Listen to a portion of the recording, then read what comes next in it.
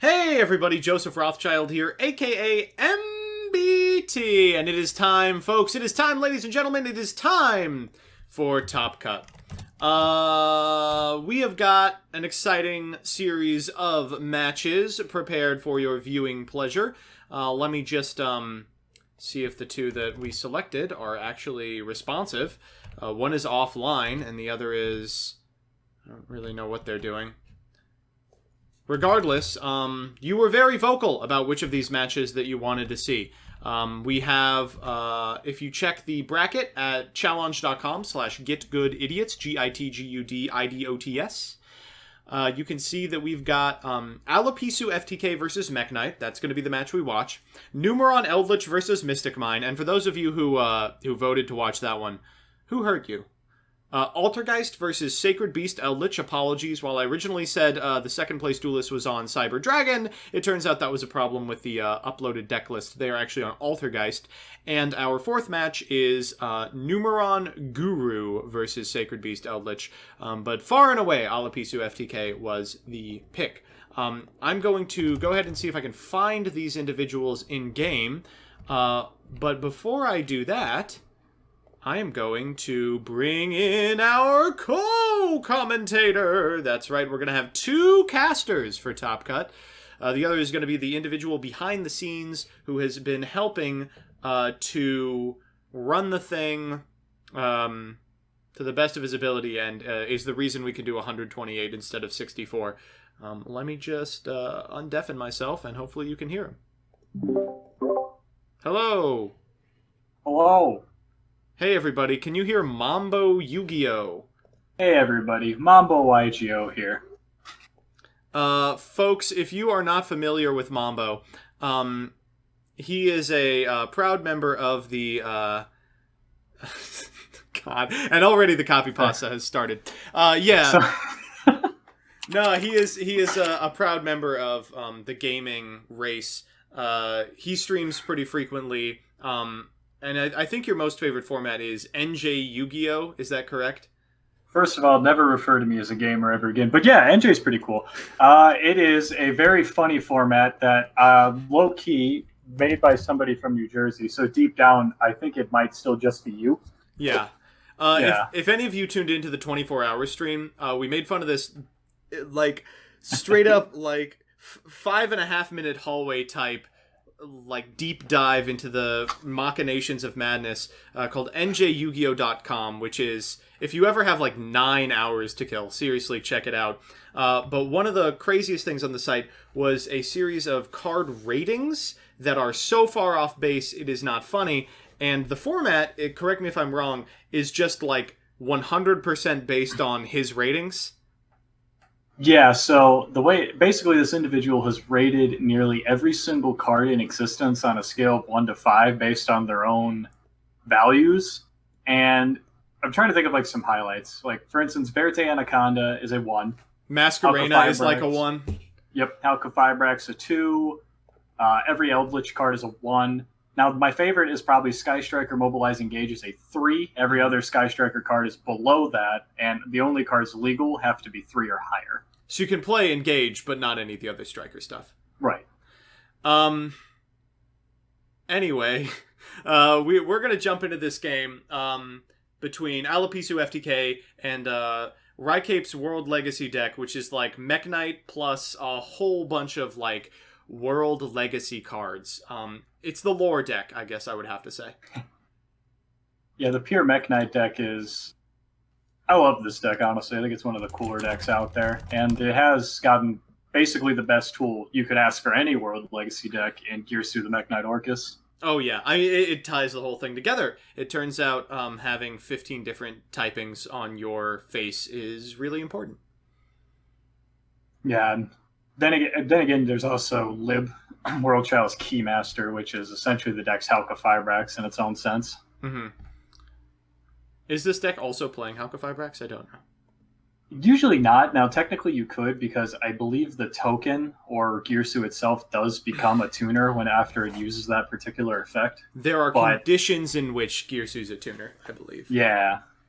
You could, but it's very uncommon, as you usually just want to try to slowly grind out advantage, slowly grind out the game through the use of recycling Purple Nightfall, recycling Lib, and all that kind of stuff. But looks like they've lost the die roll, so that's highly unfortunate.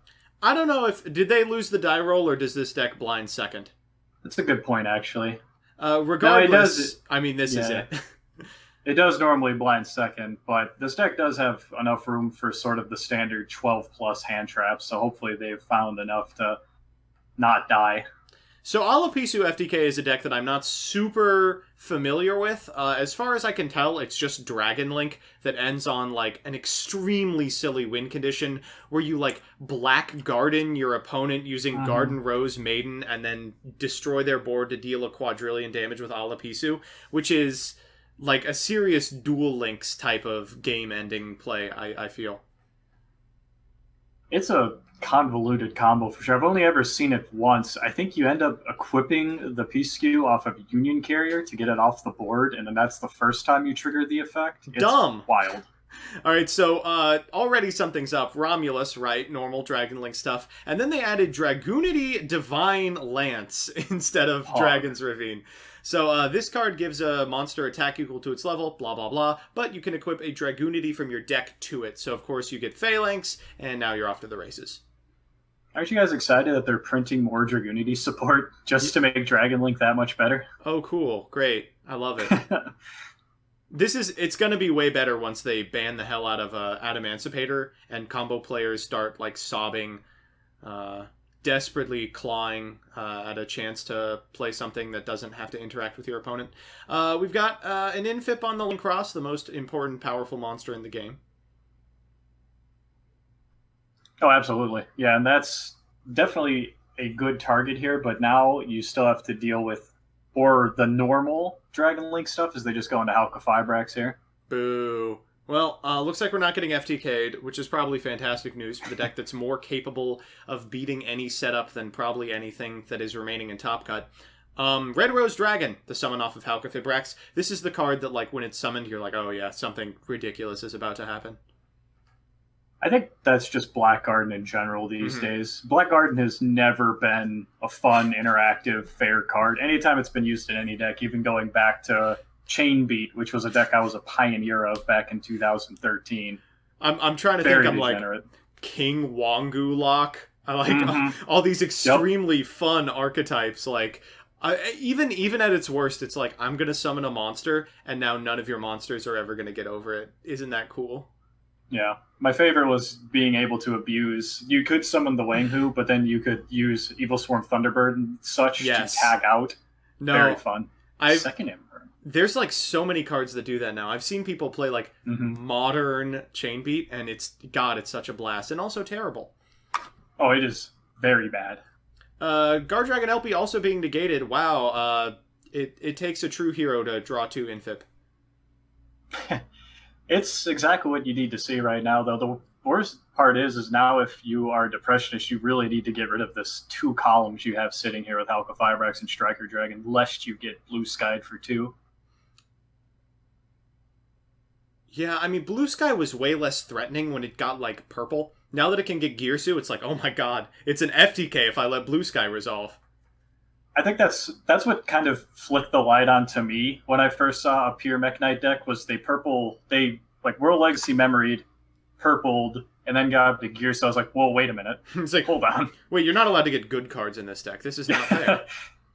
And then you get Scars common, you're like, oh, so you can do that now consistently. Sick. Now, worth noting, Rycape is not on Scars. They've been in Top Cut playing Scars in the past. I think they made finals in a Quarantine series with the deck, but they have cut it from this one. They're like, we're not playing around with the bad version.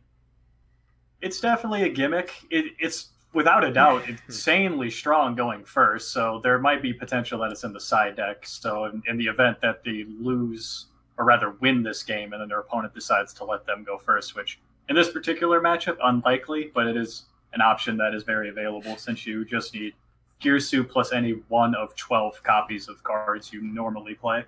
I like that chat is like, Scars is bad, and everyone's like, Scars is funny. It's like, yes, it is both. You're right. There is nothing funnier than ending on a Scars combo and then ending on a Verte Anaconda into Rainbow Neos. This build is awful, by the way, chat. Do not play it. But then shuffling every single card that got sent to the graveyard right back.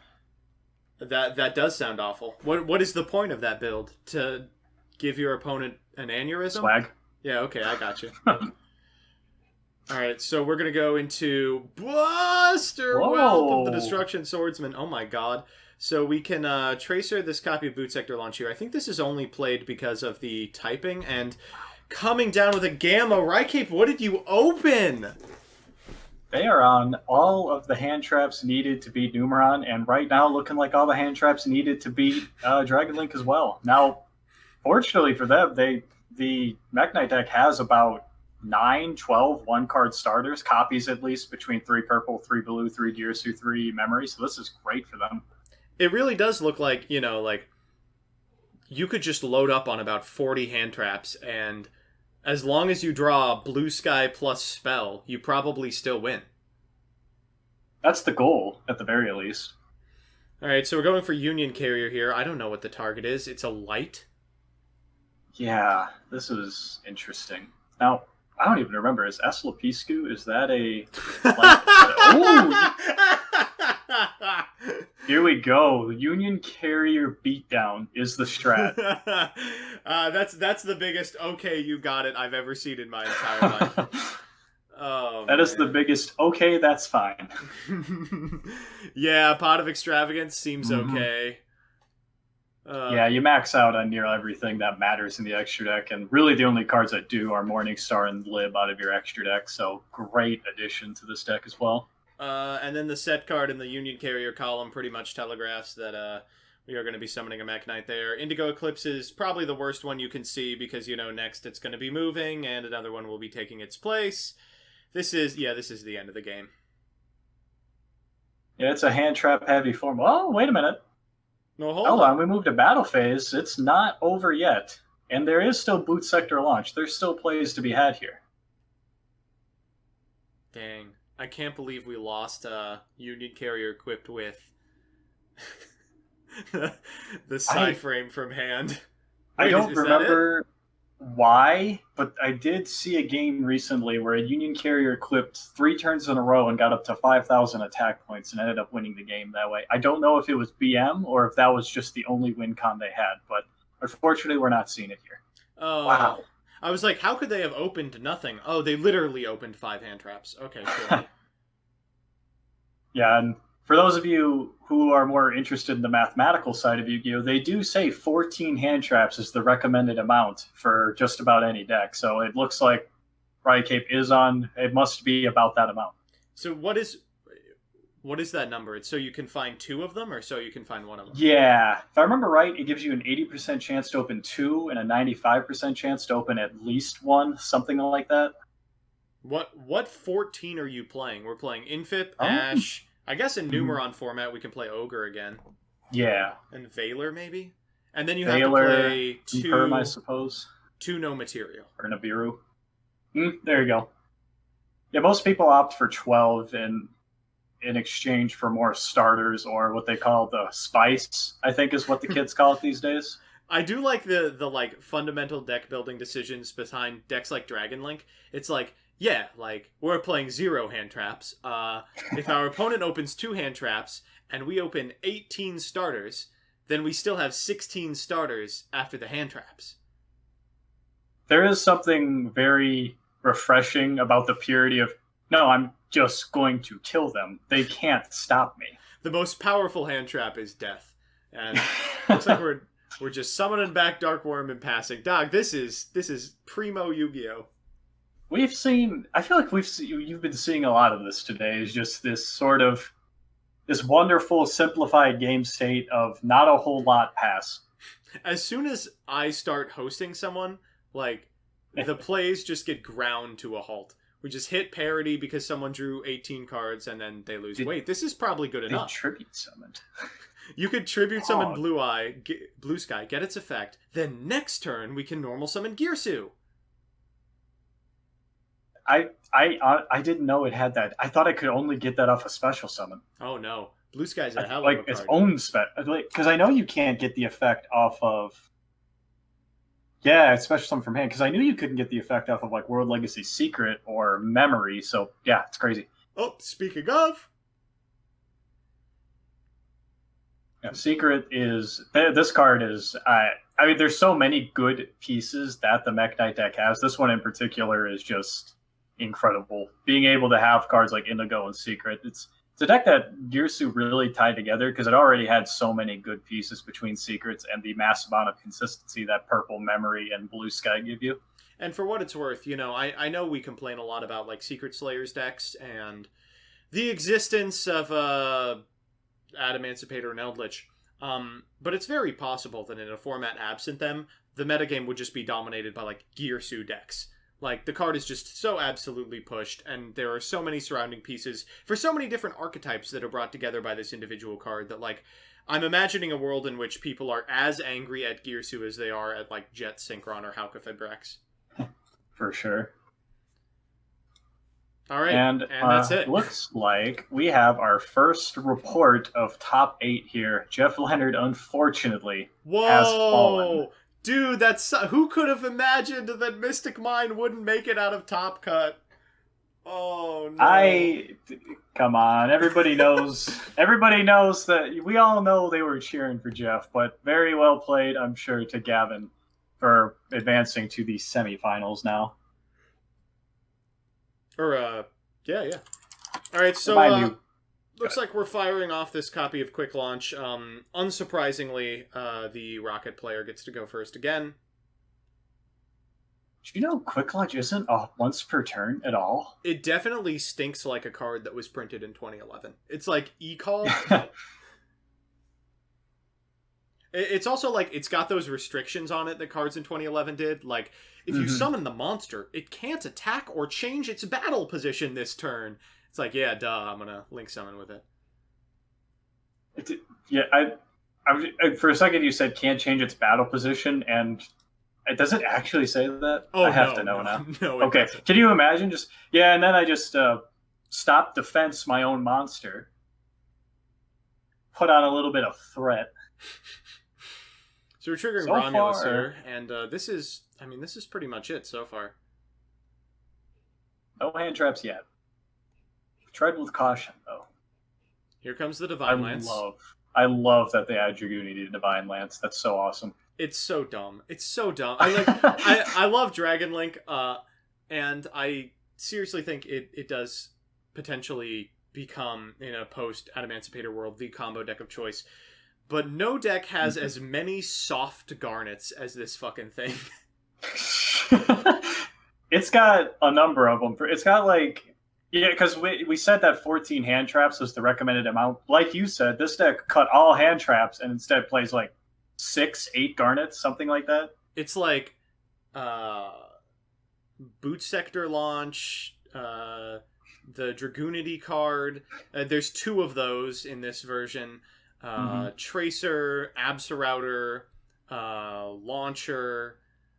It's just like, God. Every hand, there's at least one card where I'm like, what the hell are you doing here? I want to draw you. Yeah, it's one of the funniest. I don't know. It's such a funny deck because it's an FTK, so I want to hate it, but it's one of those FTKs that's really funny. Oh, yeah. It's like, you can't really be that mad. Like, What's the functional difference between a normal Dragon Link board and this type of FTK? You know, it's not a huge gulf. But losing to Alapisu feels so much better than losing to, like, 8 negate setup. Yeah, it's not as quite as funny as say. No! Oh no! Boo! Rycape, come on, you baby. I will say, fun fact: Depressionist has said that they have not successfully pulled off the combo once this tournament. I don't know if that was true or not. They're undefeated. Oh my god, they went 7-0. They never pulled it off. Nah, Dragon Link's good, man. I guess. I suppose so. You know, I was running the numbers because, unfortunately, some friends of mine showed me the hypergeometric calculator, and that is now my second wife.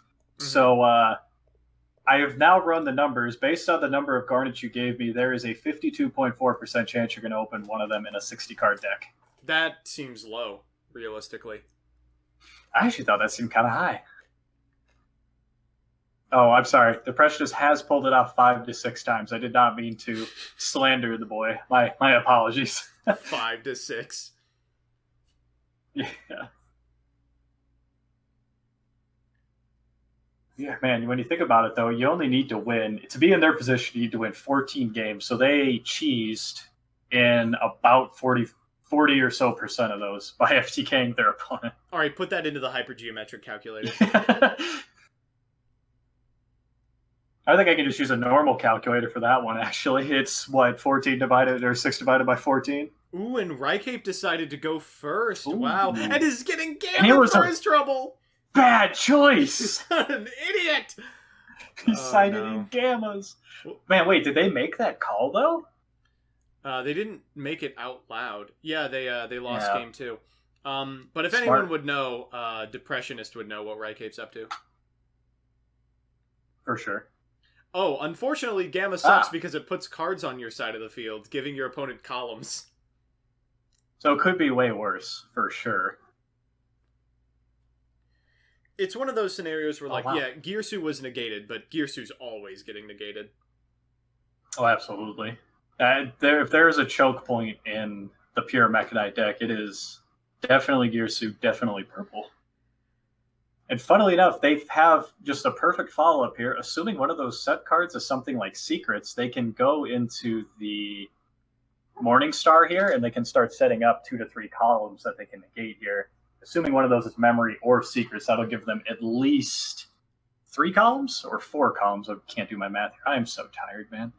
Is the last card in hand something you can pitch for Morningstar? Oh, it's not, but even the set card's fine. As long as they already have the secret set, they are on 3 copies. That will be enough, probably. Really? It's a heavy ratio. That is, without a doubt, the best going first card in the deck, though.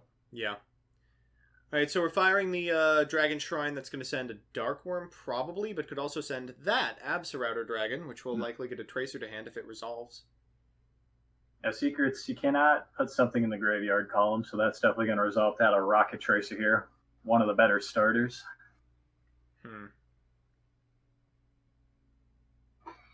Sanctum. Ooh. Oh my god. Rycape was like, yeah, I'm ready to go first. Good luck. Yeah, this is a pretty standard side deck here. Probably one of the filthiest things you can do in the mekk-knight deck is when you... World Legacy Secrets does not specifically say Reborn and mekk-knight. It just is called by the grave for level 5 or highers. You can bring back Scythe on your opponent's next turn. Oh, God. Very filthy. So, if one of those set cards is Secrets, Depressionist just can't use the extra for the rest of the game, functionally. Mm-hmm. I think the summoning of Scythe in the column that Morningstar is in is a telegraph that they probably do have Secrets, so that way they don't accidentally give them a free column where they can use monster effects. That's a good eye. I have a little bit of practice with the deck for sure. Rin says, ask Mambo to run the numbers for me. If I add 3 more starters, will it make this deck not complete shit? Alright, so last I knew, we have 20 starters in that deck. If you bump it up to 23, you'll be at a 92% chance, bumping you up from an 87.9% chance. So you're getting to the point where the small percentages are coming in, so you might be better off looking for something else. Yeah, like you could play like a good deck. All right, and here comes purple for Gearsu again. We have not normaled. Yeah, and we're passing back here, so this is game, probably. Yeah, we get back the purple, we normal the Gearsu. That I would be shocked if it wasn't. Yeah, this is exactly where the mekk-knight deck shines, is this ability. Basically, if you survive a turn, its ability to grind out resources and still have the access to cards that can just shut down the plays, powerful stun cards, such as Secrets, such as Scythe, with the grind tools and Purple Nightfall in particular, and you just top deck Extravagance. It's just a good look. Yeah, like that's a critical part of your success is you have to sack. Here goes Gearsu. What do you usually send in this deck? Now there's two options. You have the World Legacy World Chalice or World Legacy World Armor. So Chalice gives you sort of a Thunder King Ryo where you contribute to negate the special summon of a monster, an inherent special summons like a Link or something like that. Or Armor, which you can bring back with Succession, which will get you another World Legacy spell trap. And I want to point this out. Did they actually set that Pot of Extravagance and hold it so that way if their gear still got interrupted, they would still have a play? That's really cute. That's actually super funny. I don't Genius. I think, is this lethal? This has got to be over 8,000. It's close. They go for Lib here. Oh, okay. Yeah. So, well, if it's not, now it's going to be. Yeah, I'd be surprised here. Going for Tracer here, popping itself. Interestingly enough, Secrets cannot answer this. And we're going to snag a Silver Rocket Dragon. That's going to trigger... Oh, Noctivision in hand. We might have a game. Looks like they're... it's a big body. Looking to chunk block here more than anything.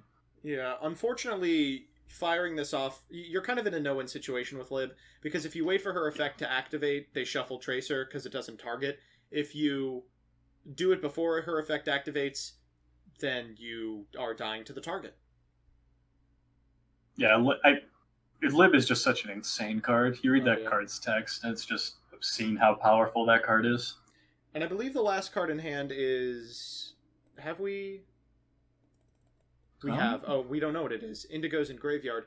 But getting any mekk-knight here is well over lethal if you link away this copy of Lib.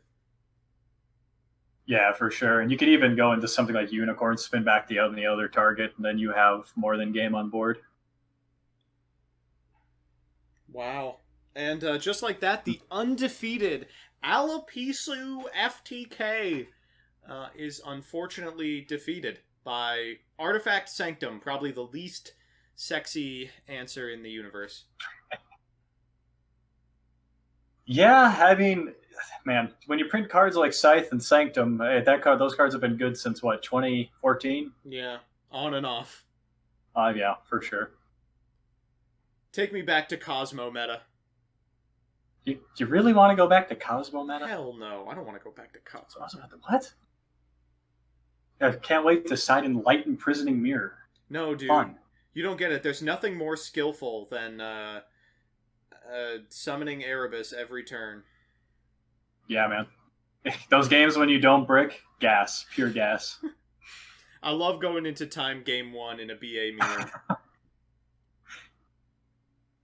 Ooh, boy. Oh, man. And then we go all the way back, and it just goes full circle. We just have to live through Pepe again immediately after. Oh, now that's beauty. Yeah, well, speaking of beauty, this is game. This is massively game. Just a bunch of big old boys slamming into the face of Depressionist. And that is, I believe, our second result from top 8. That means that our first semifinal match is going to be Altergeist versus mekk-knight. Weird. The top half of the bracket is all like 2018, 2019 decks, and the bottom half is all new takes on Eldlich. Unfortunately. It's still cool to see that a lot of these decks that have always been, really, even before the drop of Battle Legends Armageddon, the more fringe meta decks still being able to perform, and a pretty decently sized event. I mean, it's bigger than like an Oklahoma regional. Hey everybody, Joseph Rothschild here, aka MBT, and we are back with the semifinal match. Now, folks, you were very vocal about what you wanted, but you couldn't really decide. And I'm happy to report, at a percentage of 49 to 51, the winner of this feature match is the Sacred Beast Eldlich Mirror. Are you excited? You excited to see the Sacred Beast Eldlich Mirror? I know that I am. But first, let me introduce my partner in crime for this excursion. I'm talking about the one, the only, MamboYGO, who has been effectively just running this tournament behind the scenes. How are you doing, Mambo? Can you believe that... Chad, can you believe your hero uses Skype? Oh, come on. You don't use Skype? Don't you have business contacts? Look, I do this as my hobby. What business do you think I'm in? listen, getting my parents to turn on the computer was a monumental task. I'm not getting them to figure out how to get on Discord. Yeah, fair enough.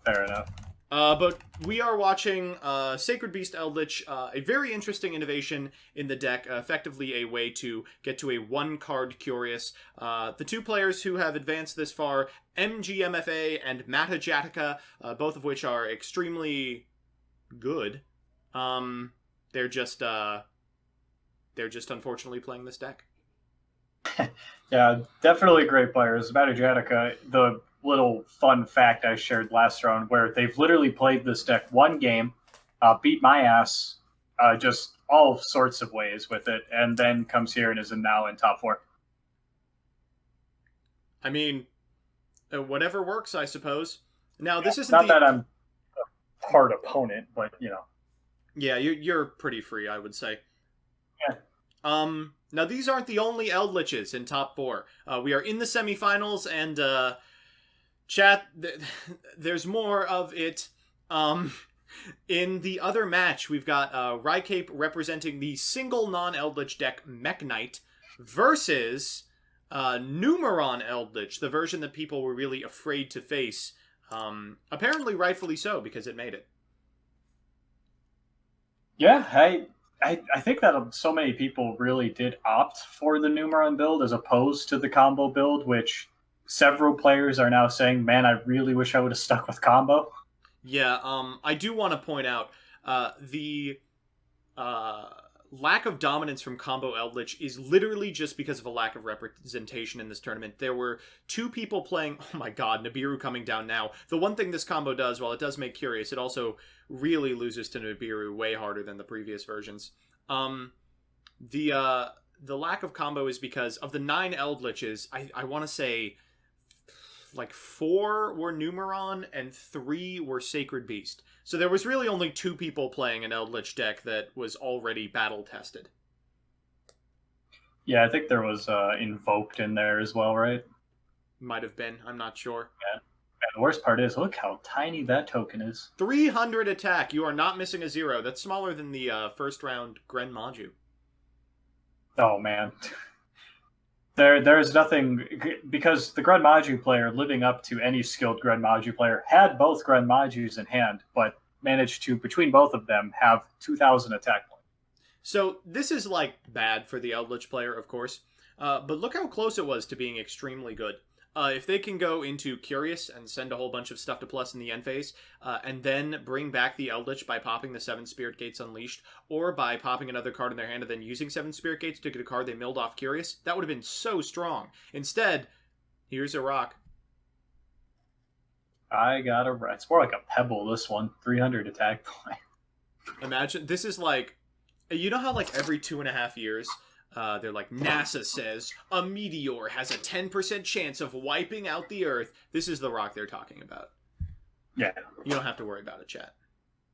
Yeah, it's also like how almost every 2 years some token generator winds up being the most degenerate card in the format. Hey, speaking of degenerate cards in the format, 7 Spirit Gates Unleashed is now on both players' side of the field. Thankfully, one of them had a Cosmic Cyclone. Cosmic Cyclone, one of the more fair cards in the meta. Just been such a counter in almost every single... Pretty much all the meta decks, with the exception of probably Adamantipator, really struggle when their stuff gets cycloned. Even Adamantipator, it's one of like the cute ways you can out Dragon Buster Destruction Sword, which is otherwise very difficult to kind of deal with. True. Another also one! Could also banish a Block Dragon. Man, they're getting low on life points without a lot of cards, and they've already expended a huge portion of their Sacred Beast engine. It's a very small engine. I don't think they have... They might have just enough to fire it one more time, if I remember right. I think it's triple Spirit Gate, triple Dark Beckoning, single Chaos Summoning. Oh, so they would not. Well... Yeah, they can still get it back, yeah. Yep. Mm-hmm. This duelist broke as hell. He can't even afford a Cosmic Cyclone. God, that song just... It's so good. It was like round 4, and I was like, man, I'm already getting tired. I hear that song, I was amped. I was like smelling salts, man. I'd never heard the second one. Someone was like, play the second one. I'm like, there's a second one? Jesus. The second one where they sample even more Scooby-Doo. They're like, they got Scooby back in the lab. They're like, Scooby, we need a couple more lines. All right. Scooby, I get have in the no studio. Scooby impersonation. I can't even try. No, we got that one. So Ghost Ogring the Dark Beckoning Beast looks stupid as hell, but it's actually fine. You get an extra normal summon if it's on your side of the field. So Ghost Ogring it means you have to use the second effect of 7 Spirit Gates to bring it back before you can do anything, which is not ideal. Yeah, they're sort of the good news is it makes the play a little bit more awkward. The bad news is it loads them for a play next turn, so it might be viable to just not do anything right now. Hey, there you go. And we've actually seen a ton of Ghost Ogre in not even just Top Cut, in the tournament itself. I mean, people were out for Numeron Blood today. Yeah, the Discord for this tournament was just loaded with the most popular question, bar none, was what hand traps should I main so that my appliancer deck can beat Numerons? And fortunately, the answer was the same for every deck. You just play Gamma, Ghost Ogre, Impermanence, and if you're really feeling it, you can put in things like Forbidden Chalice. Yeah, we've seen Encore. Like a minimal number of Ash, but a ton of Ghost Ogre, a ton of Gamma, and I mean, they've been fine. Speaking of, here's another one. Yeah, at this point, you're sort of in a position where you're forced to make a play. You're way down on cards. You know your opponent is about to try to go to the same combo. Phoenix, not much of a play, but they've made one. Yeah, I mean, I guess if you pitch an Eldlixir, you can banish it for Golden Land, use that to get back the Eldlich, and that's what they're doing. So you can reload at end step and then walk over the board with your big ol' Eldlich, but I mean, it's a board that'll have at maximum 1 negate. Better than nothing. I suppose. Only just. Oh, in fact, we have no Golden Land spells or traps whatsoever. So whatever we get is all we are getting. That Conquistador to Graveyard, going to get back the Eldlich here by popping it, and then we're going to go into what? Scarlet, I suppose? Yeah, I can't imagine you'd go for anything else here. At this point, you're looking to just hold out as long as possible, considering how down you are in cards, and even life points as well. They've taken some pretty big hits here. But especially with control variants of Eldlich, this is just the, like, even if you're on Eldlich, this is such a bad position to be in. Just feeling like your opponent is going to be able to restock every turn and you are slowly running out of resources, failing to match what they're doing. It's just like, God, I guess that I'm just going to have to be trapped in this game for 8 more turns that I have 0% chance of winning. Yeah, I mean, normally this position, you'd be like, well, this isn't so bad. As the Eldlich player, you can just say, well, I'm just going to grind them out. I'll just keep bringing back Golden Lords, swinging over their stuff, and just grind out that way. It does not work that way in the mirror, unfortunately. Mm-hmm.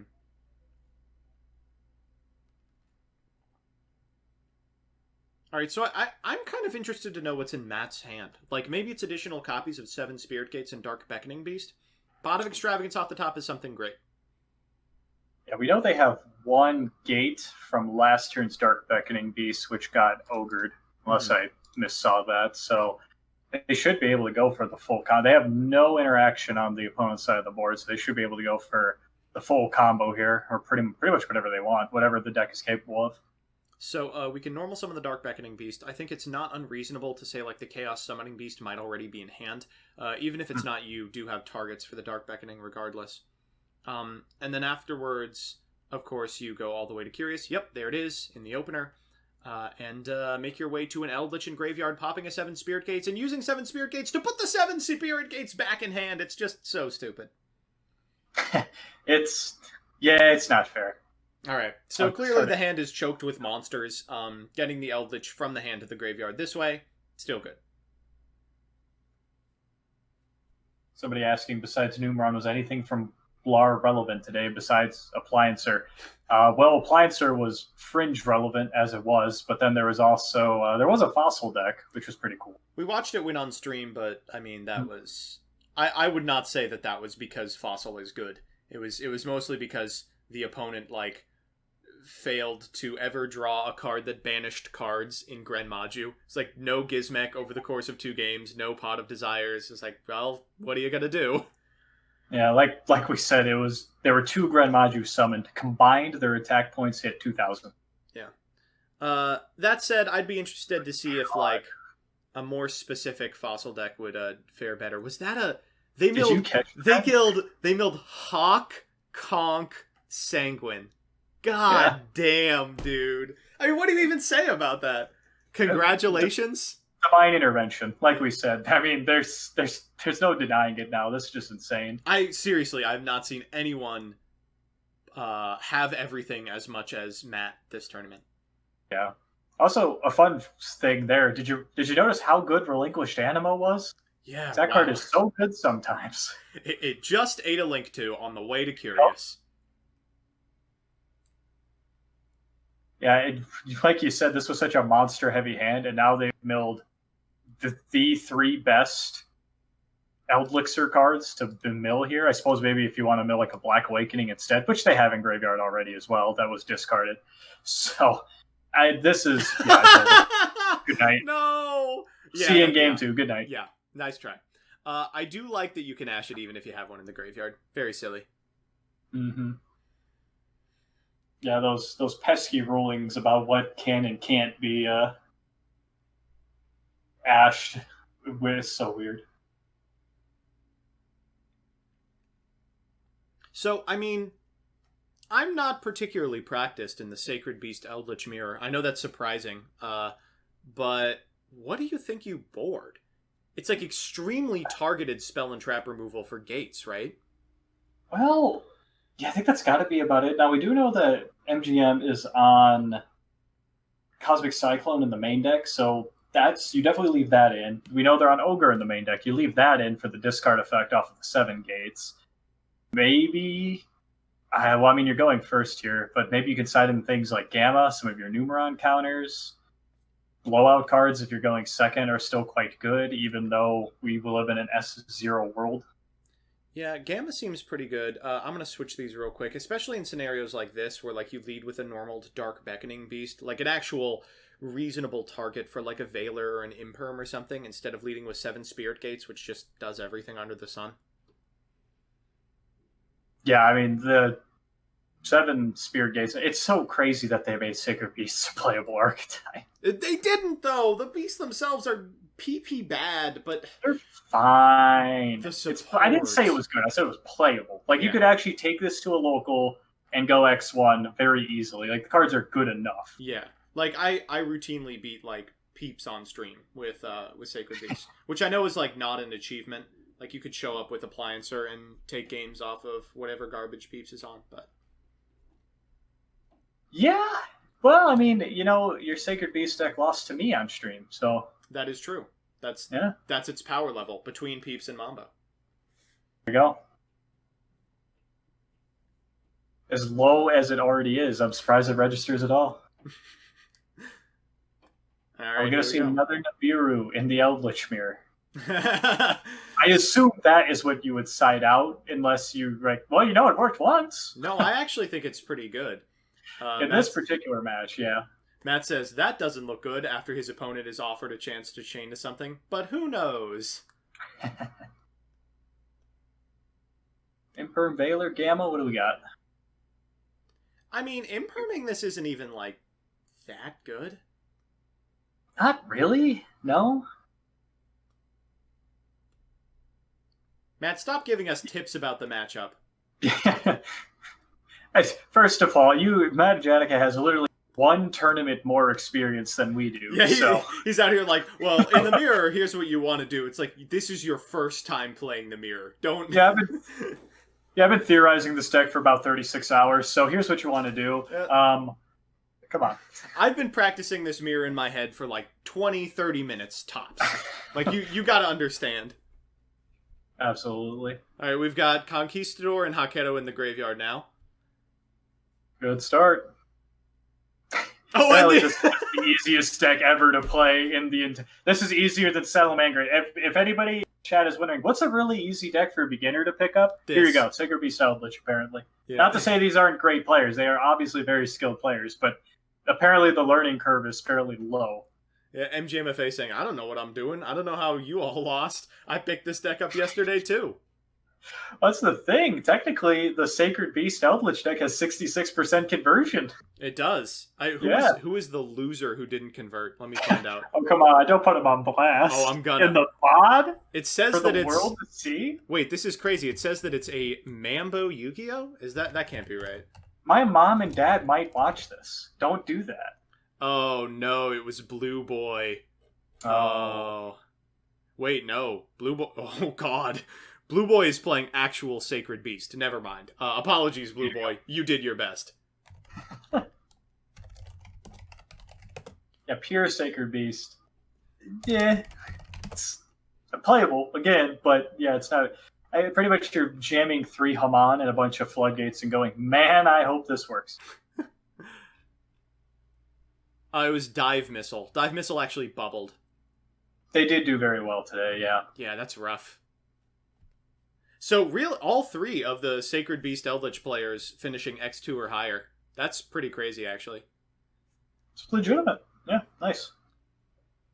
The TCG once again ahead of innovation, despite the OCG having these cards for just months before us. I bet you Appliancer has topped in the OCG. I'll bet you anything. This is the thing with OCG is people who one-trick decks are always pointing to me like, look at this Rickatop, and I'm like, yeah, I mean, this is a 6.5 person local in the time of COVID. The people who are walking out to play at locals and in the OCG have pretty critically diminished, like, common sense. Of course they're going to be playing bad decks and topping with them against other players with that mentality. I have a friend who is very into the OCG, and they'll always link me, oh man, like, Ritual Beast topped, and then they'll show me, like, their nice little graphic. It's like, 3rd place, 14-person local. I'm like, nice! Broken! Cool. It's like, let's go! It's frustrating because I'm like, if only I lived in Japan, that could have been me. I do that. It's like, I could be getting my deck list shared by some dumbasses way across the ocean. YG organization, according to this, Pacifist has racked up 25 tops over the last 2 months. Insane. Well, that one absolute legend in Australia. Oh, king. Absolute king. And Anima is so good in this mirror. Anima is so strong. All of their monsters point upwards. Best part is you can avoid the destruction effect of Curious, which I think a lot of people forget it has. It's really good, where you can just add a card from your graveyard to your hand. There you go.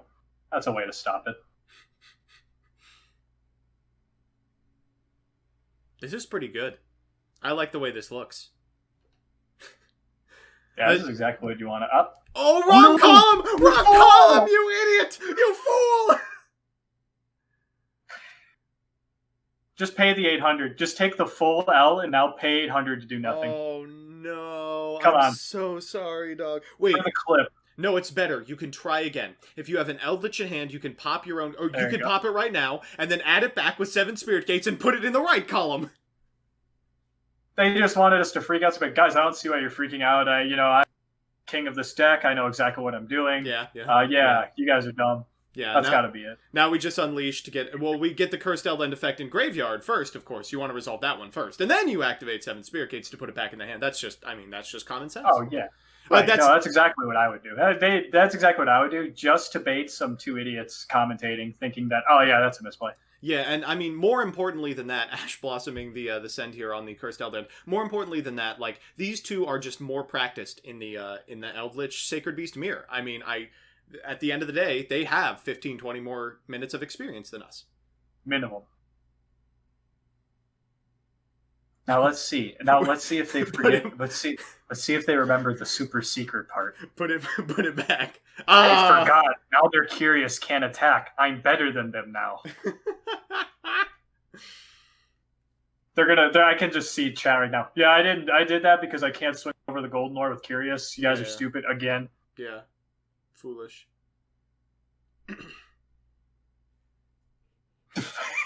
Never mind, you forgot. Just straight up forgot. Easy. You win a lot of games off of Cursed Eldland's first effect. And I don't mean like playing Eldlich. I mean like playing against Eldlich and then like getting into an irreparable game state and then calling a judge and being like, hey, Guess what we screwed up 5 turns ago, and then being like, well, I'm gonna have to issue a game loss.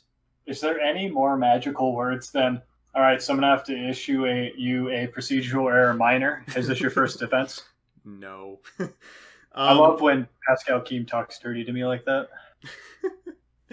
I remember in Paleozoic Frog format, Toad had just become big, and Lost Wind had just come out as well. And the interactions between Toad and Lost Wind in the mirror were so stupid and complex that one of my friends, who I will not name, the win condition of their Paleo Frog deck was to create a complicated game state with Toad and Lost Wind to make their opponent forget that they were under what's the name of the card that draws you 2 cards and you skip your draw phases? Reckless Greed. Reckless Greed. So their opponent would flip Reckless Greed, and then they'd take as many actions as possible. Their opponent would draw next turn, shuffle their hand, and they'd call a judge. It was just magical. I don't think that tops my friend who was about to lose at table 2 last round, or like table 4 last round at a regional.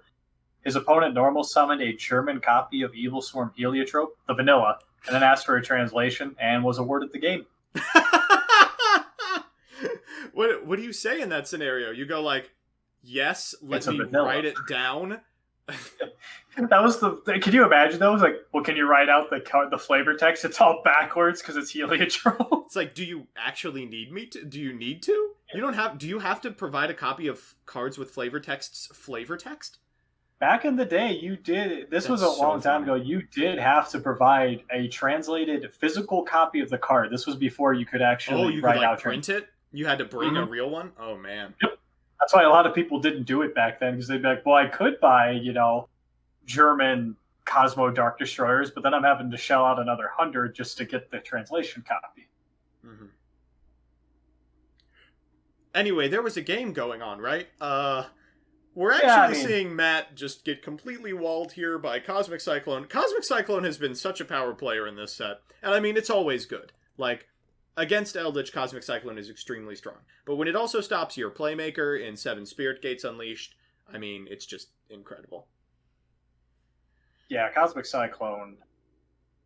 It's one of those cards that kind of has been here and there. It's come up in a lot of different formats, but when against Eldlich in the mirror, it's amazing.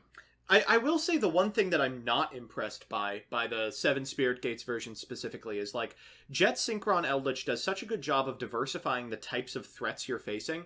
Like, the thing you need to be negating is a monster most of the time. But if they board into a bunch of monster negates, whoop-de-doo, you've got the spells and traps that just kick teeth in.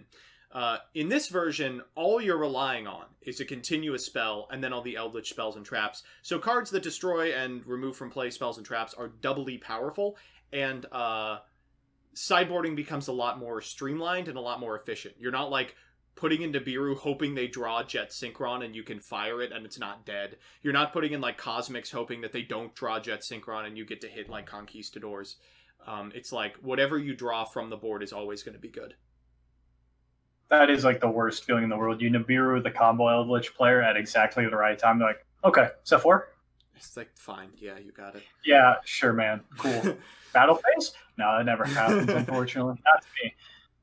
Interesting to note here, they could have, off of the 7 Spirit Gates Unleashed, they could have reborn the level 1 Dark Summoning Beast, and then that could have also went into an Anima, and we could have had a nice flip there where they could have stolen their Curious, then linked into the Nightmare Phoenix. I don't know if we know if they have extra copies of Anima. I guess it's realistic they would be running more than one because of the space, and the extravagance. Yeah, these decks are usually on extravagance. Are these 2 builds? I know one of them is. This is over, yeah. There were a couple of missed things here. I think you can use 7 Spirit Gates to add back the Spirit Gates while you have the Eldlich on your side of the field, too. Just like little pieces of advantage you can steal from this match that have accrued into this big ol' thing. Yeah, see, both games, once you get behind in this mirror, it's over. Yeah.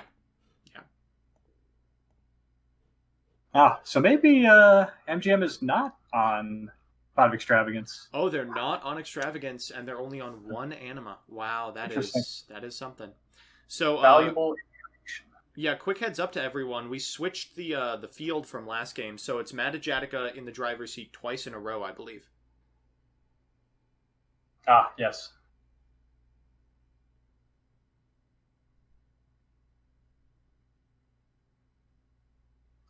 Yeah, man, do they even have a way to get a Golden Lord on board? They don't that we know of. Yeah, and even if they do, it's got to be exactly Scarlet Sanguine. Like, none of the other Eldlixirs do it. Wow, this is such a bad position to be in. If you draw... Yeah. Yeah, I'm trying to find a way out, and I'm not seeing one. I can't imagine either, especially with Matajatica being on the play here. I don't want to feed play, so I won't say, but I know what I would do here. But then again, I have so little practice with the deck. Yeah, I mean, it's probably not a very good, realistically. Yeah. I will say, curious. It's a Link 3. That, or you have two monsters with different names on the board. And from here, you can, of course, go into Nightmare Mermaid and then the Orcust line. Oh, man. Boy, do I not miss that. Oh, boy. Hey. It's the friend. He's made it. Now, you don't get to add back from Curious, so this is actually a huge mistake. But you do have the light. You have the light, you have the dark. Even if they can summon an Eldlich, you can pop the Eldlich. I'm pretty sure that is it. Now, don't scoop yet. They might accidentally leave the Cursed Eldland. And actually, that's game on board anyway with Arrow, I suppose. Yeah, never mind. I was like, it's possible for the dark they accidentally banish the access code. That's why you would wait. There you go, yeah. That's going to be it. Matajatica walking with the first of our semifinals, 2-0 as well in the mirror. That is real impressive. And somehow Matt has made it to finals. Hello, everybody. It is Joseph Rothschild here, and it is time for the finals. The finals of the 7th Yu-Gi-Oh! Quarantine series. Folks, I am so excited to bring you a fantastic duel between, thank God, 2 different decks. We had 3 Eldlich in the top 4, and the gods be praised. They didn't all make it out. There is 1 Eldlich in finals, the Sacred Beast build that a couple of people were playing, and 1 pure mekk-knight. But alongside myself is the homie, MamboYGO. How are you doing? Oh, wait, hold up. I didn't unmute you. All right, let's go again. Hey, it's Mambo. I did this right the first time. Hey everyone, Jacob Felicio here, also known as MamboYGO. Didn't like that? No, it was good. I just realized that I didn't change their names yet. Rycape is going to go to the bathroom. They're just going to go take a real quick piss. So I'd appreciate if we could get some piss gangs going for them. Their build, unfortunately, chat, is not on World Legacy Scars. You're going to have to actually watch Yu-Gi-Oh! Be played today. I know it goes against your moral code, but you'll have to put it aside just for now. Yeah, this ought to be a good one, though.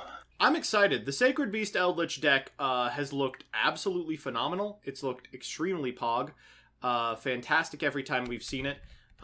Just the small pieces of synergy really come together to form a cohesive whole that ensure that banning Jet Synchron will not be the end of Eldlich, which is very frightening to me personally. Yeah, it's like we said, it's fun in the sense that Eldlich is really on lore where it's pretty much just taking over everything. It just started out really small and everyone was like, oh yeah, this is kind of neat. And now it's everything. Oh, everything is gold. All gold, everything. Oh yeah. What the Sacred Beast Eldlich build is used for mostly is to make Curious, which is a little less exciting than I would have hoped, but clearly good enough, and to recur cards like Golden Land Forever and the like. So I'm going to let them know I am ready, and we are going to jump in. Yeah, and you talked about small engines coming together. Their opponent here on the pure mekk-knight being piloted by Rycape for the second time in a grand finals, actually, here at a Quarantine series. Wow, set 2 passes, bad start, especially against a deck like mekk-knight. But, I don't even think I'm going to get to talk about it, but Gearsu, that's the good card. And let's see if that's what they follow up this very powerful Lightning Storm with onto 2 Solemn Judgment. I do like not activating the Solemns here. Like, what? Then you're just, a normal summoned Gearsu away from death? Yeah, wow. Absolutely. I can't believe it. What a great turnaround. This is a deck that I've really been spieling for a while, and, for good reason. Yeah, it's strong as hell. Gearsu's an incredibly powerful card and enables a line you're about to see. We're going to go ahead and activate the effect of Lib. Getting a key. Ugh, and as you were talking about in the previous match, this deck is playing all of the World Legacy spells and traps that turn off mobility. Yeah, it can be a crazy powerful lock. Now, unfortunately here, Gearsu does actually count as 2 summons because you do have to put a token down. Oh, that's rough. And what's rougher is that Blue Sky doesn't check if the zones are occupied until after its effect resolves. So if you interrupted with something like a Nibiru, that is just a disaster. Shame, too, because their hand was ungodly busted, as we can see the World Legacy memory finding a copy of Purple Nightfall, getting a Red Moon, setting a card, and now outing the Nibiru. Alright, well, the Nibiru is not long for this world. Those 2 cards in Matt's hand had better be real strong. It's crazy. They can head back Gearsu. God! They banish it off of the Red Moon, of course, and then when flipped up, World Legacy Key allows you to add a banished mekk-knight from your banished zone to your hand. So you gotta win right now, or next turn you're facing the exact same Gearsu combo. Yeah, and this is, I think you mentioned it last game, where one of the downsides to this particular build of the Eldlich deck is that it doesn't have a whole lot of ways to beat you. It pretty much has one way to win, and that's by recurring a lot of resources through things like Curious to get the engine going, then constantly being able to cycle Cursed Outland off of 7 Spirit Gates. And it also has one way to lose, and that's by not hitting any of those plays. Yeah, I was talking a little about how easy sideboarding is against this build of Eldlich in particular, but even mainboard answers to back row are just so potent against a deck that is almost entirely back row. The Lightning Storm just completely nullifying the Eldlich player's turn, and while they were able to remove the Mekk-Knight of the Morning Star, boy, there's no follow-up. And man, you know what is the best card in the game in simplified game states? That one right there. Purple. Mekk-Knight Nightfall. Oh god, if you haven't played with this card in lower power formats, you don't know how strong it is. It's crazy. Yeah, for those of you enjoying the Histlander format, that card got very hard banned after our monthly tournament because it was in every single modern deck. Same with Trinity. 2 or 3 formats completely ruined by this card. And I am pretty sure this is the end of the game. It looks like Matajatica is willing to scoop to go to Game 2. They've been drawing exceptionally well this tournament, but unfortunately, this game, they have not. Yeah, we've been saying divine intervention has truly been on their side, and now they're here, right at the summit, and then God said, "Frick." Well, there's still games 2 and 3, I suppose. I do like that both of these players are Serbian. Matt pointing it out and saying that Serbia is actually an artificial country invented to breed the most powerful Yugists in the world. So it seems. There's another fun interaction, banishing the Purple Nightfall to search for a blue, just so you can free up your zone, so now you can give your opponent a token, and then summon the blue. Awesome. Really cool. Yeah. That's 3 summons, chat. Is there another Nibiru in hand? Man, even at this point, if you have something like World Legacy Secret Set, I don't think it matters.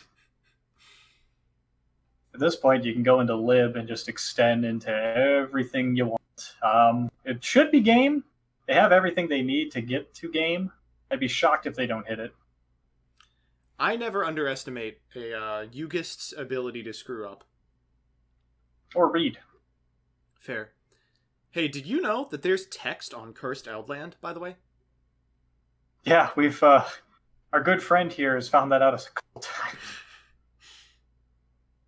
And they even hard opened or hard drew at least the Legacy Succession, unless it was searched up a card I didn't see, which I was actually going to say one thing that is worth mentioning. Now, the World Legacy World Chalice has more or less been the more common card to see as the target off of Gearsu, but the World Legacy World Armor, which was the original, it also has 2,500 attack points, which would be bigger in this case and would have searched another copy of World Legacy Secrets, which is not a hard once per turn. Well, regardless, it's going to be enough. This is 2,400 and 1,000 over lethal. Folks, we are one game away from Rycape after an embarrassing defeat last YCS Finals, redeeming themselves and walking with the entire thing, slaughtering a field of 3 Eldlich in top 8 as the lone mekk-knight player. Also somewhat on lore, considering the mekk-knights were just essentially like godlike beings that just ruled the earth. So now they're just cleaning up all the Eldlich cards. Is that actually the lore? I think it's something like that, yeah. I wish any Yu-Gi-Oh lore was like comprehensible at all. It's if for anyone who hasn't kind of looked into it, the World Legacy lore, the True King lore are really good starting points. They're actually very interesting stories.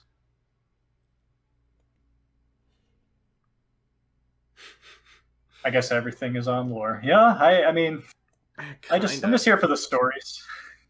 Folks, Yu-Gi-Oh has always been a game about stories, and that's why we erased all the stories from Avram. Yeah, absolutely. And that's why the anime deals with like people playing in like virtual reality worlds, and the main woman and protagonist never wins an on-screen game. I don't know what that's about. That's actually a good thing. Oh. Depends on who you're asking. As you'll see in my 4,500 part video series on my Rants channel. Cannot wait for that. Now, funny thing here, because of World Legacy Memories lock, you cannot use Gear's effect to summon a token since it summons a World Legacy token, and Memory locks you into mekk-knight. That's hilarious. That's really funny. And also gives MamboYGO a pretty big chance in this particular instance. Definitely. I suppose... We'll see what they have here. I mean, they're starting with 7 cards. That's a good start. Some interaction. We've seen how good Rycape's side deck is. But that resolved, so they didn't see Cosmic or Dino Mischief, or they're holding it, one or the other.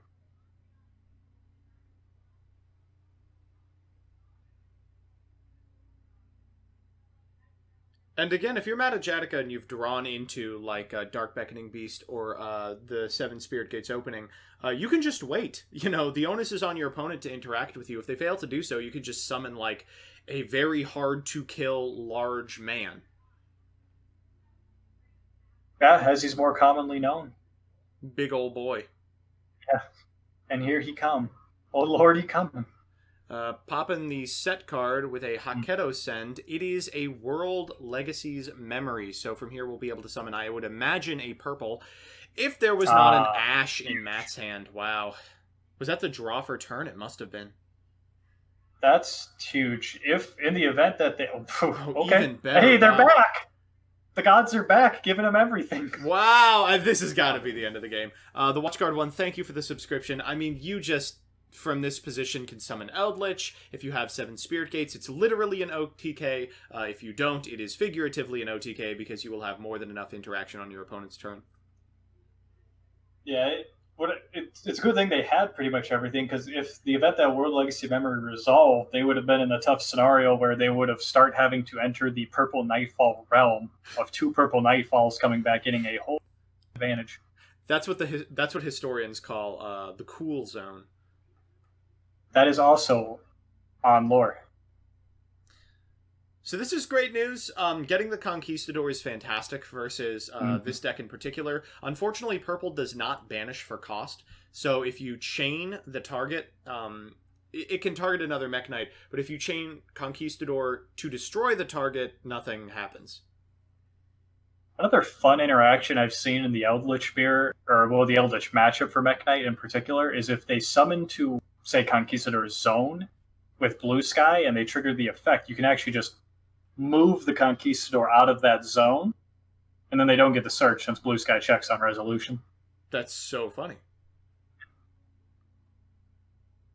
We get to see the nice part of the World Legacy World Chalice. On the turn, it was not sent to the graveyard. You can banish it to add a World Legacy card, and they're going to add back the World Legacy World Chalice to sort of set up a pseudo loop here. Unfortunately, you do probably have to Conquistador here. The threat of having your traps locked for the rest of the game is probably too strong. And wow, the follow-up... Oh, wait. Follow-up Golden Land Forever is actually not very good. Because now Conquistador is going to resolve, but so is World Legacy Key. Wait a minute. Do we have a follow-up? Yeah, I don't know about this. This is pretty frustrating. But it's kind of hard to prompt a Scarlet Sanguine. It would have to have been like in the draw phase? Yeah, I suppose. I think it was the right idea. Good bait, but you forgot about just one key part there. So it's not the end of the world, certainly. None of the mekk-knight monsters stand up very well to Eldlich itself. So if Matajatica is able to hold off on this Elixir of Scarlet Sanguine so the Indigo doesn't move for the remainder of the turn. On their turn, of course, they can bring back the Eldlich, walk over the mekk-knight Indigo Eclipse, and then get back to activating trap cards. Oh, they're firing the Scarlet Sanguine. That's going to move the Indigo, unsurprisingly, but you will be able to banish it on your own turn. This is fine, honestly. I mean, you've simplified the game. It's nice not as good anymore. Dog.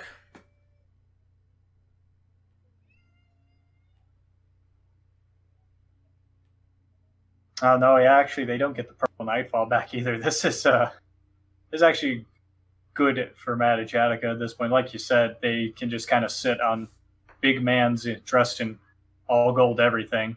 So, like, this card is good, but you no longer care about resolving monster effects, really? Yeah, you're well past the use of your Sacred Beast Engine. Well, I don't know about well past it, but it's not the most important thing in the world to you right now.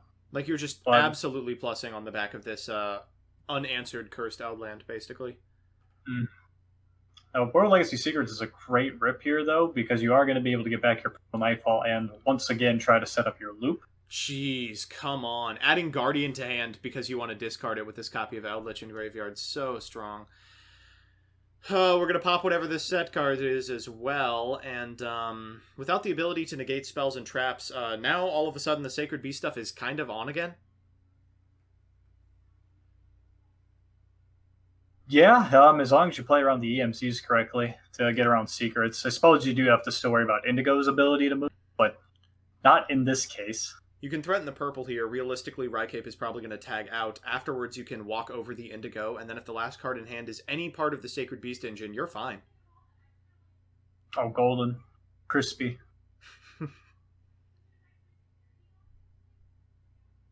I like the play here of keeping the curse, just trying to grind out. This is just it's almost a battle of just two very strong recurring engines, and who's just going to run out of gas first. It's just purple versus cursed, yeah. Yep. Matt says, I have 3 cards in extra. How many do you need? It's the perfect 3, I'm sure. You just play 5 Anima, 5 Curious. Yeah. Anima, Linkuriboh, Curious. Those are the 3 cards in the extra. Mm-hmm. I assume the extra deck looks something like 3, maybe 2 Linkuriboh, 2 Anima, 3 Curious, something like that, and then 2 Gustav, 2 Lieb, and then just the rest. 3 Chimera Tech. What? 3 Chimera Tech Fortress Dragon. I remember those days. Oh, yeah. That card mattered. Oh, yeah. Depending on the local, those days are now. True, yeah. Shout out to Lenexa one more time.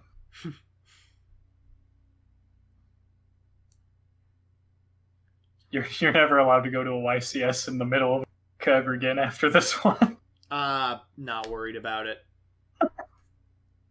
No, I got a lot of love for the Great Plains, but let's not operate under any assumptions that like the Yu-Gi-Oh played there is like equivalent to the Yu-Gi-Oh played in the more serious places like New Jersey, the pinnacle of intellectual development in the United States. Absolutely. Yeah. I mean, there's a whole format based off of one man's opinions. Which, if Rycape wins, I might have to explore. Better get me on for that one. I'll show you the ropes. Is it still tough control? I don't want to talk about tough control. I want to talk about that as little as possible. I will say Moon Mirror Shield is just getting days. Just its time is limited. We're going to go for the blue sky here in the same zone as Cursed Eldland. This is, God, it's so dangerous. Really want to conk here. Infip is pretty good too. You can, of course, tag out in response, but that doesn't really do anything because the blue sky checks on resolution and won't be in a column by the time its effect resolves. Yeah, I like this play. Now you've shut down the blue, and now you can still successfully threaten the purple. Well played. This is such a... Yeah, and just an end there. Oh, I was just thinking, they actually left Guardian and Huaquero in the graveyard, so that way the column here with Eldlich and what would have been behind him was not a free 2 columns. Well played. That's hilarious. God, that's so funny. This is some 8,000 IQ gameplay right now. I mean, we made fun of Matt for messing up pretty much everything over the course of this tournament, but he's learning. He's got the Serbian gene. Also started it. Yeah. Yeah, from here, your plays are so tough too, because you really want to get this. You are relying on this purple to keep you in the game. So if you have to link it away, that's just so tough. Yeah, like, I mean, I'm trying to figure out a justifiable line, but like, other than set a card, summon another mekk-knight, like if you invest resources into anything, that's opening you up for a huge 2-for-1 on the back of something like a Conquistador, and realistically, getting a World Legacy key at this point isn't likely to really accomplish a whole lot. Not at all. Sorry, I'm getting distracted by chat, because let me ask you something, Joseph. You ever think about the legacy you leave behind? Because according to Chad, mine is just losing to just absolute garbage decks on stream every day. Oh, well, that won't be me because I'm good at Yu-Gi-Oh! I've never lost in my life. Oh, that's... All right, we're going to mekk-knight Morningstar into a Pitched World Chalice. That's about as good as it gets in terms of discard targets. I wonder what the get is, however. Yeah, and this is exactly the play we said was quite underwhelming. Now, yeah, they can keep cycling with World Legacy Secrets, but this Morningstar doesn't threaten much. Now, yes, Morningstar's continuous effect is quite good, but you're still just staring down big mans here. So, this is rough. If you snipe the secrets, you prevent the purple from making it back to the field. If you wait on hitting the secrets, you risk losing to whatever the second card is, and you miss a turn on the Conquistador. It's a hard call to make. I do like the Scarlet Sanguine here. It's going to be able to get the Eldlich out. And like you said, because we have a couple of names in the graveyard, we can banish one Huaquero in order to facilitate a card set in the back row in a way that doesn't give them any columns. They're going to get White Destiny for their trouble. Yeah, well played this turn, for sure, by Magiatica to keep themselves alive, and played around the continuous effect of the mekk-knight of Morningstar. Oh, come on! God. How does he do it? Well, okay, this is bad. What if you draw a Sacred 7 Gates? What's it doing for you? Big shock that this individual is 20 cards into the deck and has not found a single Sacred Beast card. All gas, no bricks. Ain't no feeling like it. Gosh, they drew like Cosmic Cyclone or something. I just know it. I could feel it. I could feel it in my Serbian gut. We're firing off this Cursed Eldland for the third turn in a row. This is, I mean, it's even in the pendulum zone. This is just doing a great impression of Scout at this point. Oh God, please don't remind me of those days. You ever think about how paying 800 you're either summoning tokens or you're paying 800, or sometimes you're just playing them in the same game, and that's just the best deck of every format. Anytime anyone pays 800, it just sets me off. It could be Cursed Eldland. It could be Scout. It could be Brain Control. There is not a single good payment of 800 that does not light me up. Yeah, Brain Control in particular. I think that very aptly describes what happens when you see your opponent pay 800 points. I'm pogging out of control. This is a weird one. I wonder what they're thinking of. They're going for secret. Mm-hmm. I almost don't even like... Oh, for indigo? Interesting. It almost feels like it's meant to bait the conch. Here comes the Dynamicious. That it is. Hey, this is... Sure, you're going to get back your purple, but you're sitting on 0 cards, and you still have to deal with 2 big mans that could have been banished instead. Then, I think this is the correct play. You're not even still just so tough. You're not even getting back the purple. You're getting back indigo. And both of these guys are just dead, right?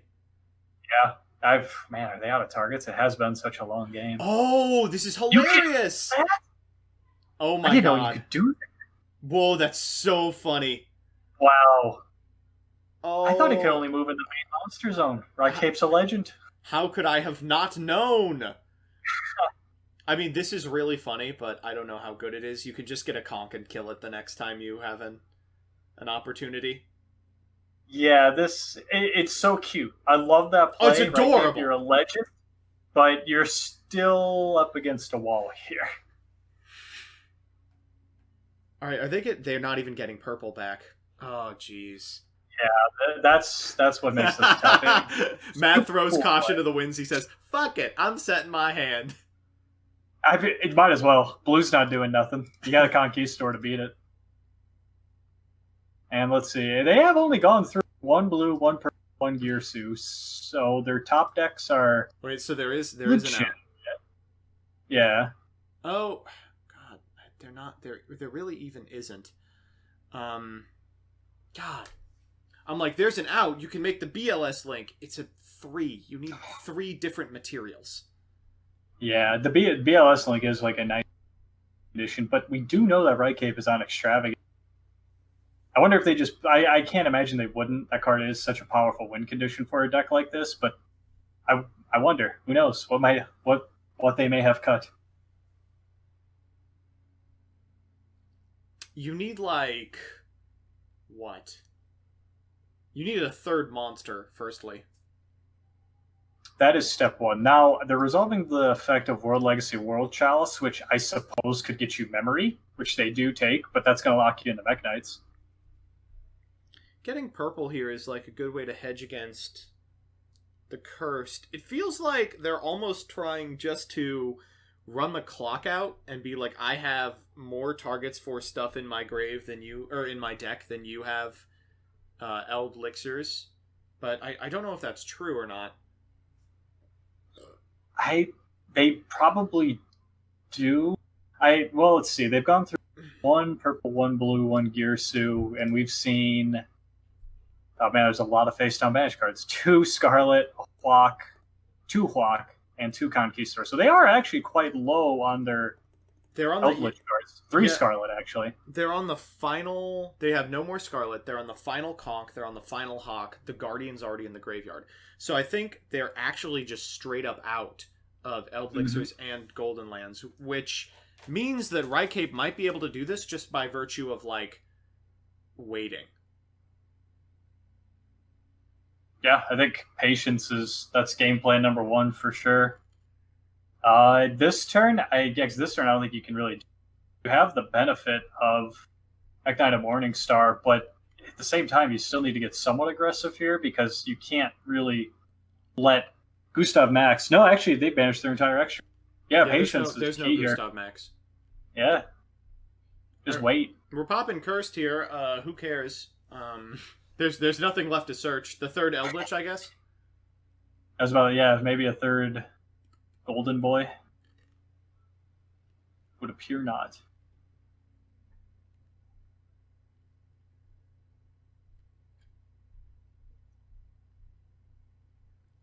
Here's the memory. Yeah, actually, you can definitely force the Conquistador here now if you like. Yeah, I don't even know if I like forcing the Man, Conch do you here. even want to? I probably just... If I'm Matt, I'd probably just let it go.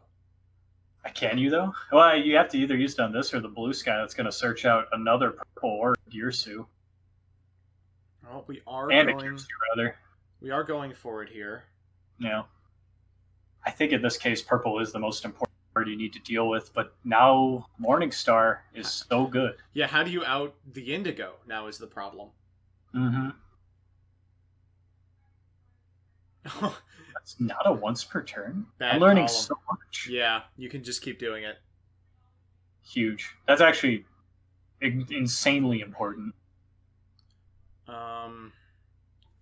Damn, so much of how you get Eldliches off the field. What? What?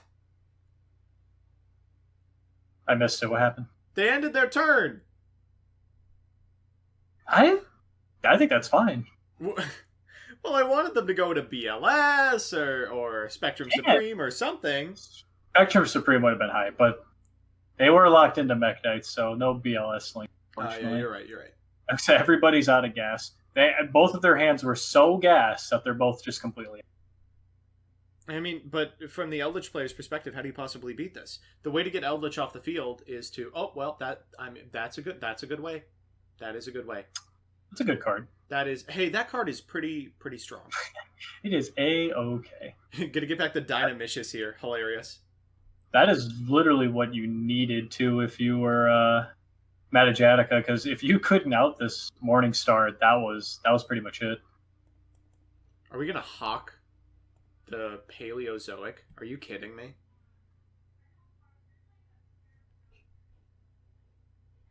So silly. Yep. I mean, what would you do? I don't think there's really any other targets that matter at this point. All right, so from this position, just the virtue of having higher attack gets over everything. As tantalizing as it is to out the Indigo Eclipse, I think you actually have to hit Morningstar because you otherwise can't out the big butt on that card. Yeah, correct. Like, what happens if Rhycape just switches Yellowstar to defense position? Oh, I guess we're going to find out. Yeah, this is actually where Eldlich I've run into this position before myself, where it's like, you don't have an extra deck, so you don't have any way to sort of cheat out or put in Eldlich in graveyard. So you just kind of have to sit there. All right, there's the third one. Third Golden Lord. Interesting. And there's White What? Interesting. Oh, you can get the Ash Blossom back. Okay. Cool. That's fun. Do we have Golden Lands still in the deck? I don't think we do. I think we're completely out of conks and everything. Yeah, like seriously, I don't think we have a way to switch my yellow to defense position. I think we had to just eat it on Indigo Eclipse.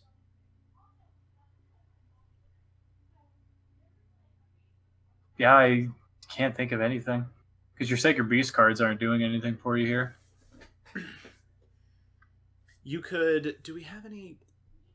This is an odd situation where if you're Matajatica, you're getting worse the longer the game goes on, because now you're drawing into the cards that just can't do anything. You're drawing into your Sacred Beast engine, and any Eldlich you draw from here isn't doing anything.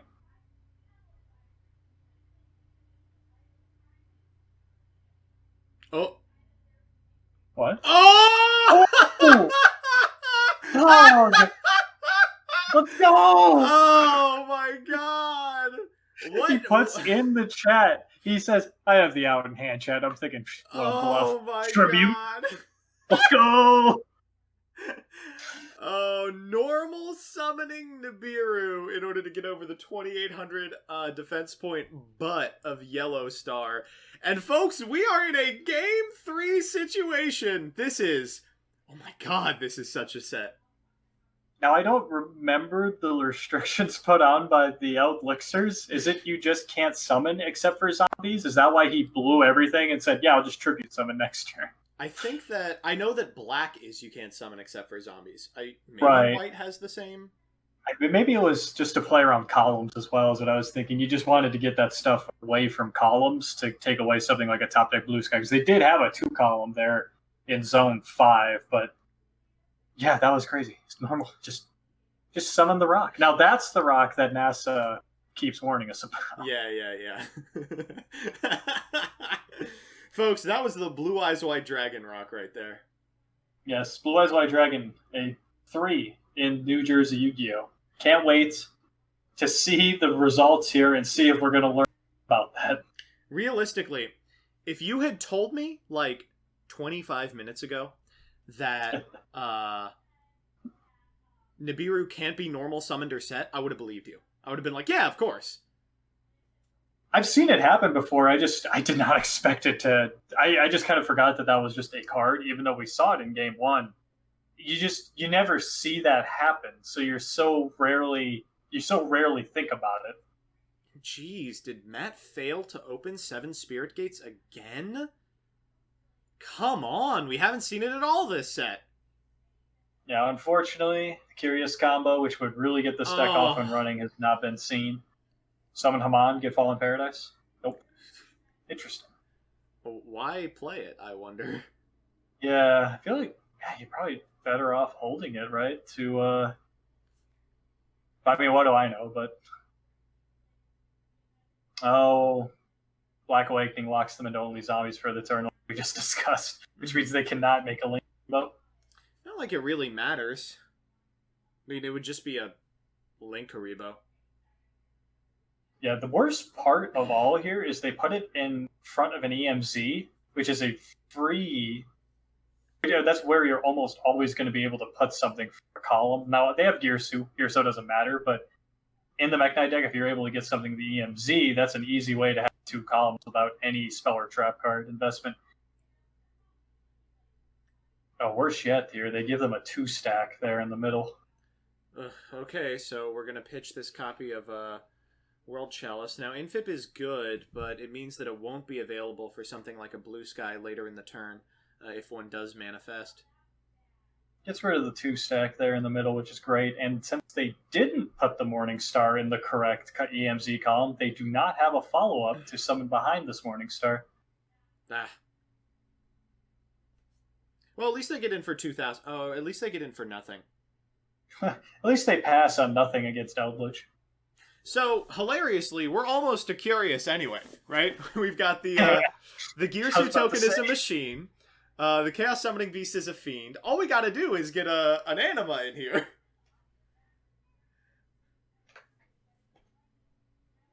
Well, wait a minute. Golden Land is a zombie. That works, doesn't it? Well, it's a light zombie.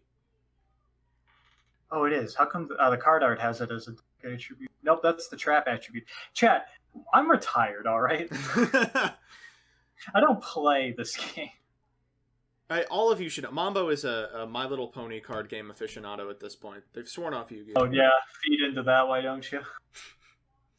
Going into Link Haribo off of the token, I suppose. Giving a nice little 2-stack. I assume that won't matter, but we'll see. Good way to get rid of the token, though, for sure. It's funny how the token game, it sucks when you're playing Dino or mekk-knight and the token just winds up helping them, because we know how this Curious combo is about to go if they have the last piece to make it. I mean, it's hard, right? Like, realistically, God. I'm trying to think what... It might even be worth it just to link off this, like, Conquistador and the Chaos Summoning Beast for something as simple as, like, a Phoenix. I agree. Oh, that's what they're doing, in fact. Yeah. Cycling Guardian. Perfect. Well, okay, that is just about the worst card in the deck, so pretty good to see an end to it. Yeah, that's perfect, honestly. And Gamma, the response.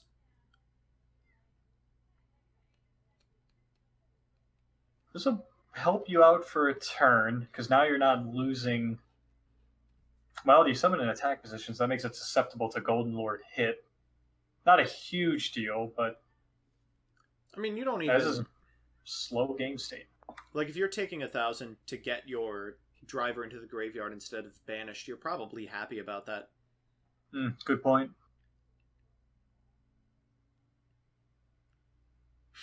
You know what would be really big brain? Oh boy, lay it on me. To play around columns, you walk your Link Haribo into the driver. Ooh, yes, that's actually, you know, it's not bad. Crazy, it's not at all. It's actually, yeah, I would. Oh, well, wait. Don't want to feed too hard here. Yeah, I don't know if it's actually good. It's funny. I don't know. Don't coach MBT? Yeah, okay. Yeah. You got it. This is where it's tough. Like he do be coaching. He do Like be we coaching, said, though. this is one of those.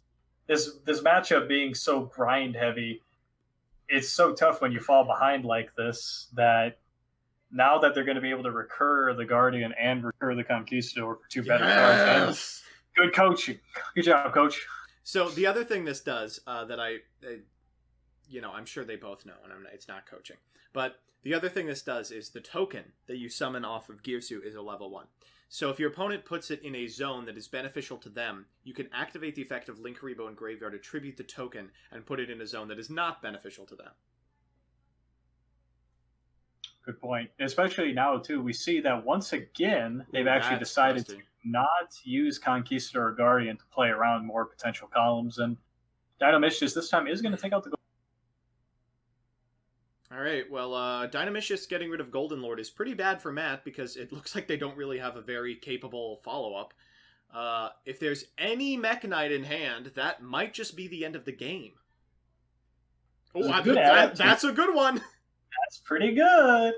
I was going to say, too, it was a good adaptation there right away because you still have that World Legacy World Chalice, which is going to search you a World Legacy card from your deck to your hand here. Mm-hmm. So, do we know what this last card is? It's Conquistador. You have no Golden Lord. You get Memory. Memory get purple. Purple get blue. You search 2.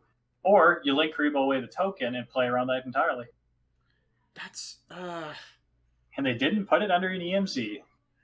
Coaching and adaptation at its finest. Right, so it looks like they're going to get Memory here, as you had expected. We're going to a lib from this position. We do have... Actually, do they... They have a World Legacy Secret. Card. They have Secret, okay. Yeah. I was like, what is the World Legacy card? So they can't actually activate it this turn because they don't have a World Legacy monster in Graveyard, for all that matters.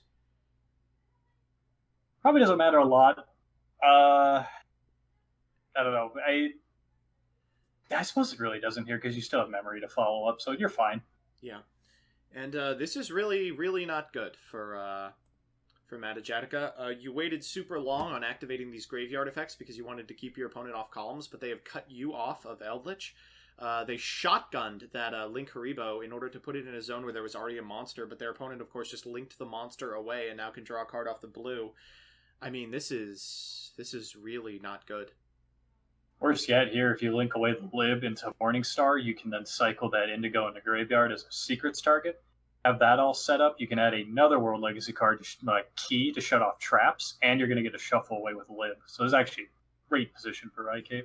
And you can shuffle the Hawk? Wow, that's insane. Oh, shuffling the set card just says, whatever, I don't want the conch. And Paleo's Dynamicius. So clutch here, because this play would have just been insanely different, and it was apparently the wrong shuffle. Well, not really sure how much it matters from this position. Have we summoned a purple from hand this turn? I don't think we have. Nope, it was only off of Memory. Fortunately, Purple's search effect is once per turn, so I don't think the World Legacy here is great, but it can get you another summon if you drop it and then just wait. This is or go to battle phase. Forgot we hadn't even done that yet. Oh yeah, you get to walk. So we eat the entire board here. At end step, Matajatica gets to fire the things that get him to Eldlich in a world where you have access to secrets and trap negation. They'd have to find the one that's going to resolve is going to be black. I don't know what. God, they can't even get white because they banished the Eldlich. Yeah, what do you set here? You've already used Awakening too. So do you have targets? Enough of them? Doesn't look like it. Are they on 2 black? There's no way. Double Scarlet, fine. Yeah, tough. All the worst here is that you can use these, but all of the Eldlixirs and Golden Lands are both use hard once per turn, so you're only getting 1 Scarlet, and then you're not even going to be able to set up a Conquistador, so this is tough. I struggle to think what would get you out of this. It feels like it would have had to have been pretty much exactly like extravagance. Like even 7 Spirit Gates just gets their effects negated by the secrets. Yeah, now you have to deal with Key as well, as they're just going to summon out the Indigo Eclipse here into the Eldlich column. And again, these are turns, so nothing after that. Paleozoic Dino Mischius, I think, pretty much got this one. Yeah, unironically. And, yeah. I think it was smart, though, to hold your graveyard effects. You were ahead in the state at that point, and then you ran into one Fossley boy. Okay, so ooh. Wow, that changes the entire scope of the game. Once again. Oh my god, this is such a tempo matchup! Okay, it's fine. We're gonna banish the Morning Star, yeah? Yeah, so clearly you banish the Morning Star here, but of course then the Eldlich can just crash with the purple. Yeah, no reason not to either. Getting a Gearsu for the 3rd turn in a row, my god. This deck is sick. It does pog a little bit. Can I get some poggers in chat? Oh, didn't even walk into the purple. We're activating Haketo at end step here. Getting a white.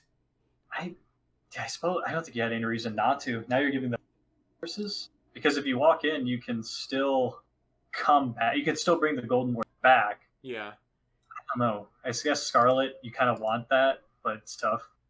Wow, that is... Here, back comes the Morning Star.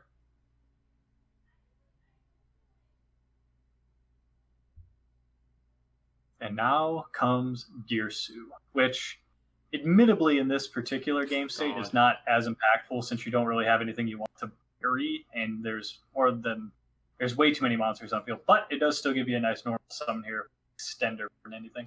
All right, so we're gonna go from blue into red. We're gonna normal a Gearsu. What do you want to send here? There's just not much left. I feel like you just want to use it as material for Lib. Yeah, just didn't even send. Just going to Lib. And like you said, this is on 3 copies of the World Legacy Secret, so you can get another one here. The last copy of it, and then once you link away with the World Blade Master here, Lib, you get to shuffle back the Golden Lord, and I think you just get to... Well, you don't quite get the punch for game. You still got to beat Scarlet Sandweed, and I suppose Destiny as well. The Indigo Eclipse here is so broken. Just searching it to hand with Purple Nightfall means that now Key is just on. Scarlet Sanguine is your only other way to get to an Eldlich. If this one were to, for example, be shuffled back into the deck, this is... it might be game this turn.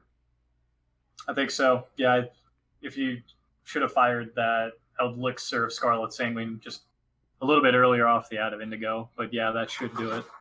So that's going to be a secrets set here. Just... Wow, every turn, something like this. We're going to special the red. Do you want to make the BLS link? I mean, it'd be funny. I don't think it'd be good. No, we're just making an actually good one. Fun fact, that is also a mekk-knight. Is that a fun fact? It's critical to the Scars combo, right? And that's going to be it. Matajatica surrenders, and your YCS 7 champion is Rycape. After a showing in finals, last YCS, they have come back and won the whole thing. Unbelievable. In a sea of new decks, mekk-knight wins.